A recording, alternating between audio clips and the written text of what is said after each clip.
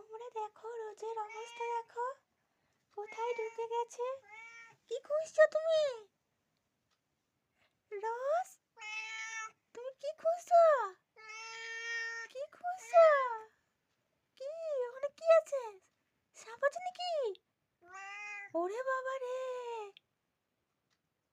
এ মা, সাপ আছে নাকি?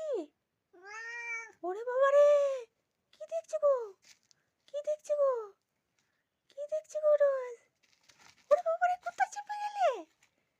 রোজ, এখানে কি আছে? এখানে আয়না আছে তো। হ্যাঁ,